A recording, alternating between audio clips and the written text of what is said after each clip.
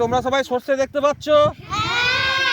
এই সর্ষে গাছের মধ্যে যে বীজ থাকে, এই বীজ থেকেই হয় সেই সর্ষে। যেই সর্ষে পেশাই করলে আমাদের কি হয়, সর্ষের তেল বের হয়। সেই সর্ষের তেল তোমরা জানো আমরা ভোজ্য তেল হিসাবে ব্যবহার করি।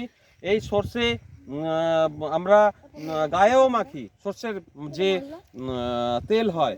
আবার শুধু সর্ষে ফোড়নও দেওয়া হয়, ফোড়ন দিয়ে তরকারিতে অনেক তরকারি করা যায়। তোমরা টমেটো গাছ দেখতে পাচ্ছ? এই যে টমেটো, তাই তো ফুল এসেছে। এই টমেটো গাছে ফল হবে। হ্যাঁ, এই টমেটো খাওয়া খুবই দরকারি, চোখের পক্ষে আমাদের খুবই ভালো। টমেটো দারুণ একটা জিনিস। পেঁপে গাছ দেখতে পাচ্ছ? এই যে পেঁপে গাছ, এই পেঁপে আমাদের লিভার ভালো রাখে।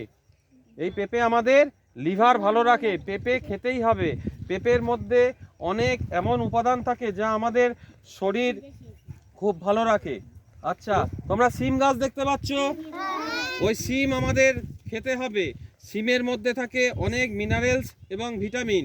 সিম খাওয়া খুবই জরুরি, আমরা সবাই খাবো। তোমরা রসুন গাছ দেখো, এই দেখো রসুন গাছ হয়েছে।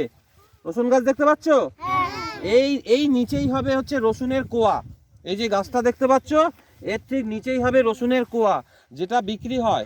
এই গাছ বিক্রি হয় না, এই রসুন বিক্রি হয়। তোমরা বাজারে যেটা পাবে দেখতে, এই রসুন পেঁয়াজ রসুন দিয়ে আমরা মাছ মাংস রান্না করে থাকি সাধারণত।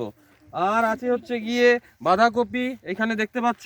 এই বাঁধাকপি শীতকালীন সবজি, প্রচুর খনিজ দ্রব্য আছে এর মধ্যে। আমরা সবাই বাঁধাকপি খাবো। হ্যাঁ, শীতের সবজি এখন ভরপুর। ওখানে বেগুন গাছ দেখতে পাচ্ছ? বেগুন তো আমরা সবাই খাই।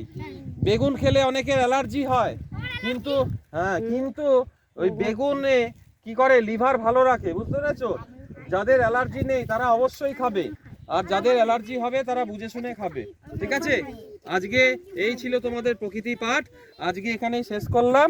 আবার অন্য সময় অন্য